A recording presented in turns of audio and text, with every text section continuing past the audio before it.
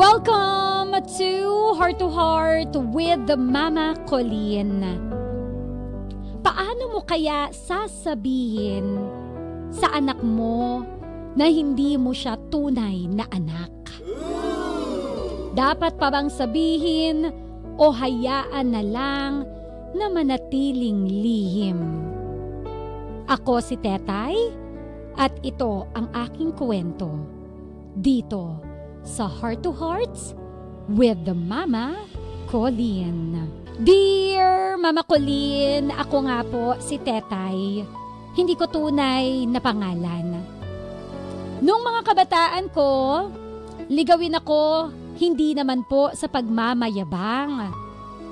Pero dahil sa lumaki ako sa tatay ko na hindi good provider sa aming pamilya, tatay na mabisyo, in short, walang kwenta, iba ang naging pananaw ko sa pakikipagrelasyon.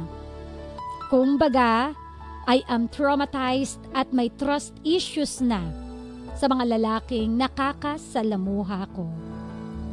Takot ako makatagpo ng katulad niya. Marami ang nag-a-attempt at sinasabing iba sila sa tatay ko. Pero ewan ko ba, talagang may takot sa puso ko. Kahit pa sabihin ng mga kaibigan ko na wag mo namang lahatin, talagang ayoko nang sumubok pa. Naaalala ko pa nga noon tuwing may gathering sa amin, Mama Colleen, tinatanong palagi na, kailan ka na ba mag-aasawa?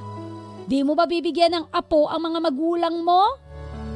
Ay, Diyos ko, Mama Colleen, kinikilabutan talaga ako. Hanggang sa nasanay na lang ako. Kada reunion yan, Mama Colleen, walang mimpis. Ang ginagawa ko, pasok sa kabilang tenga, labas sa kabilang tenga. Akala na nga ng iba, baka raw ako ay tibo. Hayaan ko na lang sila kung ano ang gusto nilang isipin, basta ayoko. Ekis ang idea na makikipagrelasyon pa ako.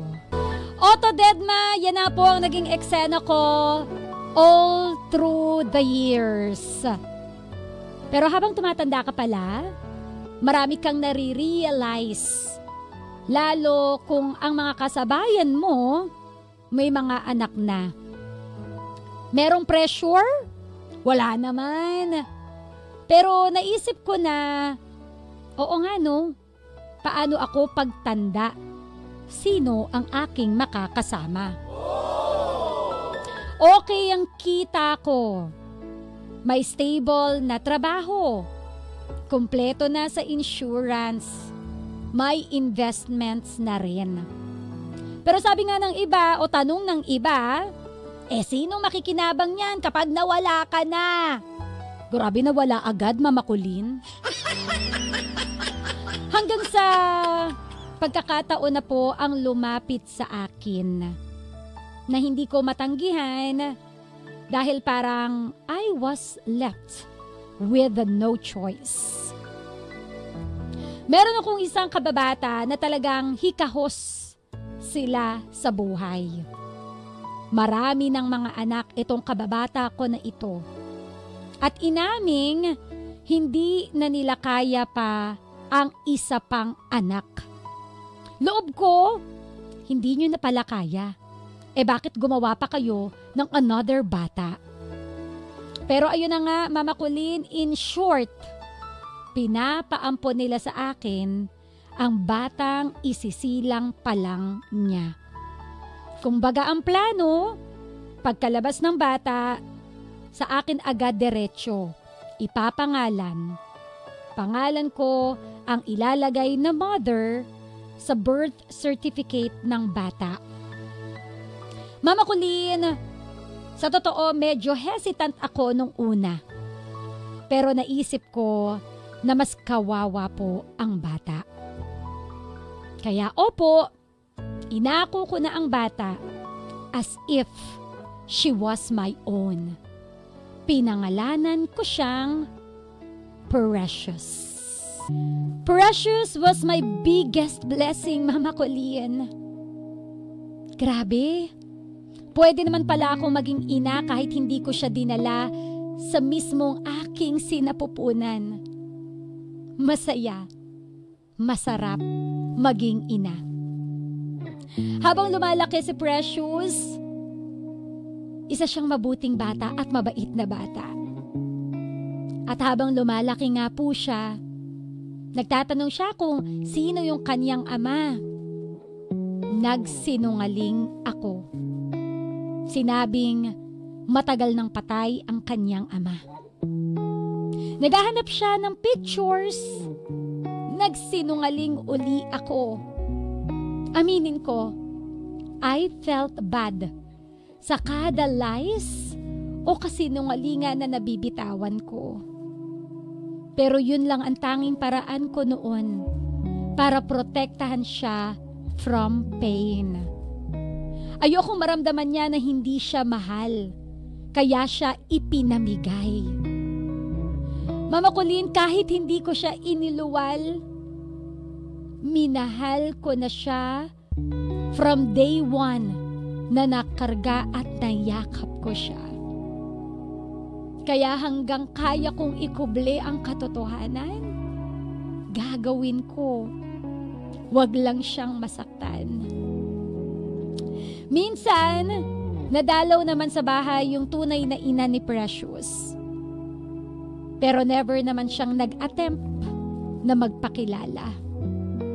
Pero somehow, may part ng puso ko na parang ang sakit. Na kapag nakikita ko sila na magkatabi, parang binubulong ng puso ko na sabihin sa bata kasi deserve niyang malaman ng totoo. Pero kasi, ang tunay na nanay na mismo ni Precious ang nagsabi na huwag na. It's better this way. Huwag na nating guluhin ang utak pa ng bata. Pero bakit parang nagigilty ako? Hindi ko maintindihan. Kaya ngayon, Mama Colleen, lumalapit ako sa programa mo to ask, dapat bang sabihin kay Precious na hindi ko siya tunay na anak? Ipakilala ang kanyang tunay na magulang? O hayaan na lang na manatiling lihim ang lahat? Muli, ako si Tetay at ito ang aking kwento dito sa Heart to Heart with Mama Colleen. Real talk! Wala masabi si Mama Colleen for today's video. Ay, wala palang video. Baka maghanap ng Facebook Live bigla yung mga tao. Wala po tayong Facebook Live every Monday lang po yon. Pero real talk, no? Kahit ako nahihirapan ako na mamili kung dapat mo bang sabihin yung katotohanan kay Precious o huwag na. Kasi alam mo, habang binabasa ko yung sulat mo, natitiri-ay ako. Kasi ramdam na ramdam ko yung pagmamahal mo kay Precious. Ramdam na ramdam ko yung kahit hindi mo siya tunay na anak, pero ipinaramdam mo sa kanya yung unconditional love. Inirigalo mo sa kanya yon kahit parang yung iba iisipin, pinamigay ako. 'Di ba? Kumbaga itinuring mo siya as her own. Doon ako natatouch and thank you for that. This is a real testament, 'di ba? Patunay lamang po ito na minsan hindi mo naman kailangang maging totoong anak yung isang bata para mahalin mo siya ng sobra-sobra. 'Di ba? Natutuwa ako kapag ganito kasi ang dami kong napapanood, may mga nababalitaan ako. Alam mo yung mga laman ng balita, yung sarili nilang nanay, sinasaktan yung bata, ipinapahiya, tinatawag na hayop, 'di ba? And then this story of yours, yung mapapasabi ka na lang na buti ka pa. Hindi mo tunay na anak si Precious, pero minamahal mo siya ng sobra-sobra. Kaya, salamat. Diba? Thank you. Yun yung una kong gustong sabihin sa'yo. I wanna thank you. Salamat for loving Precious with whole your heart. Salamat. Ngayon, dapat pa bang sabihin, ako for me lang po, no? Sabi nga nila, may mga sikreto na mabubunyag at mabubunyag pagdating ng panahon. Ngayon ang tanong, kanino niya dapat malaman? Sa ibang tao ba o sa'yo mismo? Kung ako papipiliin at ako yung nasa sitwasyon ni Precious pagdating ng panahon, mas gugustuhin ko o mas nanaisin ko na malaman ko yung totoo mula sa'yo mismo. Kasi mas masakit yun kapag iba sa chismis mo pa nalaman. Alam mo yun, na parang, di ka naman tunay na anak ng nanay mo Diba? Mas masakit yun na parang, bakit kailangan ko pang malaman sa ibang tao if pwede ko namang malaman sana directly from you? So ako, kung tingin mo lang, if you're not ready, parang manggang hilaw lang yan, para hindi tayo maasiman, wag nating madaliin na kainin, hayaan muna nating pahinugin, sige. Diba? Siguro naniniwala si Mama Colleen sa perfect timing, naniniwala si Mama Colleen sa tamang panahon. Ngayon, paano mo masasabi na tamang panahon na yan? Naniniwala rin si Mama Colleen na ipaparamdam ni Lord sa'yo yan. Ask for a sign. Magugulat ka na lang, isang araw, ay, parang it's time. Diba? Parang oras na. So, always lift up yung worries mo kay Lord. At hayaan mong si Lord yung magbigay ng sign if it's really time. Pwedeng, ngayon kasi medyo magulo pa so baka hindi pa panahon. 'Di ba? May takot ka pa so baka hindi pa panahon. Baka siguro patandain pa natin yung edad na may intindihan niya na, yung edad na hindi niya nakikwestiyonin yung pagiging ina mo sa kanya, 'di ba? Yung edad na malawak na yung pangunawa niya, yung na-establish mo na yung character na gusto mo siya maging paglaki. So siguro yung focus mo lang ngayon is to continue mothering the child, taray ng mothering. 'Di ba? Continue mo lang i-hone yung magandang behavior, character ng bata.